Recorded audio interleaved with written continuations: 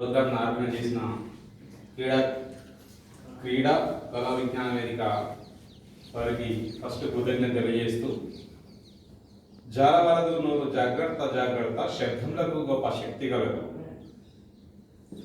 అంటే మనం మాట్లాడే విధానం అనేది ఫస్ట్ ఉండాలి. ఒక్క శబ్దము బయటకు వెళ్ళిందంటే ఆ శబ్దంతో అనేక పరిణామాలు బయటకు వస్తాయి.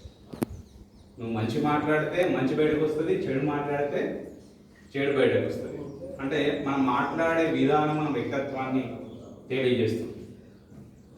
జాలవలదు నోరు జాగ్రత్త జాగ్రత్త, శబ్దములకు గొప్ప శక్తి కలదు. ఆ శబ్దం మంచి శబ్దం అయితే మనకు మంచి వస్తుంది, చెడు శబ్దం అయితే ఖచ్చితంగా మంచికి ఒక రకమైన ప్రతీకారం ఉంటుంది, చెడుకు మరొక రకమైన ప్రతీకారం ఉంటుంది. మంచి చెడులు పక్కా తెలుసుకోవాలి. మనం ఏ ఫీల్డ్ ఏ రంగంలో అయినా రాణించవచ్చు. విద్యలో కూడా ముందున్నారు. సో ఇప్పుడు ఫర్ ఎగ్జాంపుల్ మన విలేజ్లో పొలిటిక్స్లో తీసుకుంటే రైట్, మనం మండల స్థాయిలో ఉన్నారు. మన ఎంపీపీ గారు, మన రామస్వామి, ఆయన మహిళ గారు రైట్, ఆయన గవర్నమెంట్ జాబ్ సీనన్న గురవ్ శ్రీకాంత్ రైట్. సాఫ్ట్వేర్ రంగంలో తీసుకుంటే నేను కానీ, మన రాజేందర్, ప్రశాంత్ మరియు మిగతా యువత.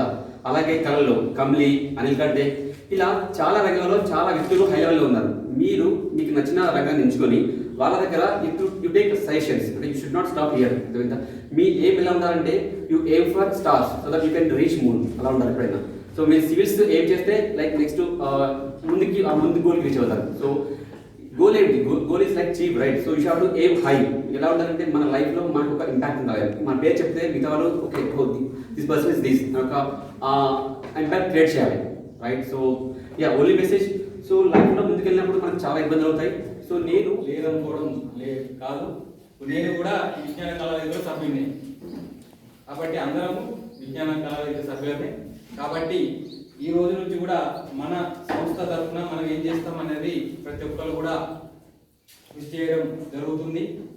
మరి ముఖ్యంగా మనం సరే పిల్లలకు ఇచ్చేటువంటి సందేశం ఎట్లుండాలి అంటే, మనం ఒకటి సాధించాము అనేటువంటి ఆ అవకాశంతో ఎట్లా చేయాలి, ఏం కథ, ఏం జరుగుతుంది, మనం ఏమనుకుంటే జరుగుతుంది అనేది ఇంతకుముందు అందరిని అడిగాము.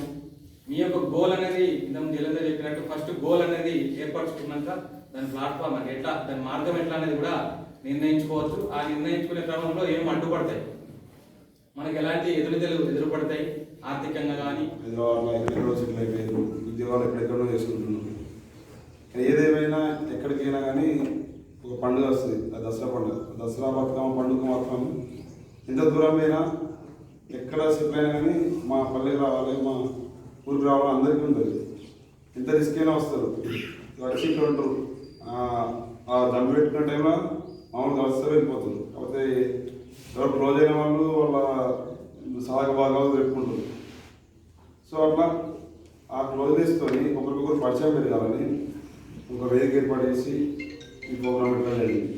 అంటే ఒకరికి మధ్య ఉన్న కమ్యూనికేషన్ గ్యాప్ని తగ్గించి ఎవరేంటి, ఎవరు ఎక్కడ వర్క్ చేస్తున్నారు, ఎవరు ఎక్కడ చదువుకుంటున్నారు, ఎవరు చదువుకోవడానికి ఎవరి ద్వారా హెల్ప్ అవుతుంది, ఇంకేమైనా గైడ్లైన్స్ కానీ, ఇంకేమైనా సలహాలు, సందేశాలు ఇంకేమైనా దొరుకుతాయనే ఉద్దేశం కొద్దీ కళాబలి ప్రోగ్రామ్ స్టార్ట్ చేయడం జరిగింది.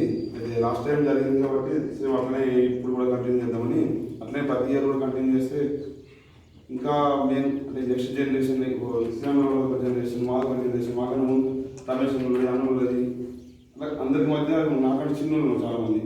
వాళ్ళ మధ్య కమ్యూనికేషన్ గ్యాప్ లేకుండా ఒక పరిచయాలు ఉంటుంది.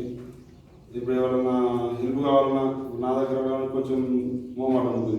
సో ఇటువంటి 2-3 సార్లు కలిసేసరికి ఆ మోమాటం తగ్గి ఒకరికొకరు సహాయపడవచ్చు అనే ఉద్దేశంతో ఈ కార్యక్రమం స్టార్ట్ చేస్తున్నాం. అయితే ముఖ్యంగా యూత్కు ఉన్నవాళ్ళు 2 రకాలు మన విలేజ్లో. అంటే కేవీ అనేది ఒక విలేజ్ యూనిట్, ఏం చేసినా విలేజ్ పడుతుంది.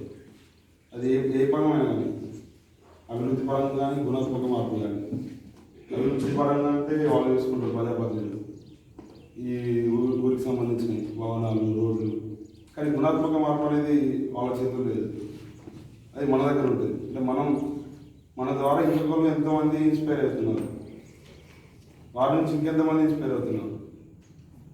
విలేజ్ అంటే మంచి ఉంటుంది, చెడు ఉంటుంది.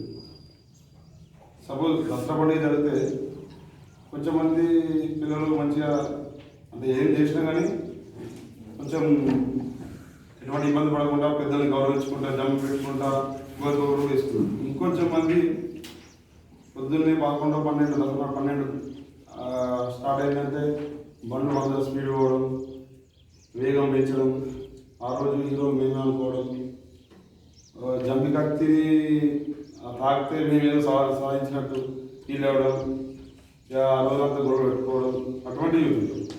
సో అటువంటి యూత్ను మార్చగలుగుతామో మార్చగలమో తెలియదు. కానీ ఎవరైతే సన్మార్గంలో వెళ్ళే యూత్ ఉంటారో వాళ్ళకు కనీసం చేయూత ఇవ్వాలనే ఉద్దేశంతోనే కేవీ. సో అటువంటి వారి గైడ్లైన్స్ కానీ ఇంకేదైనా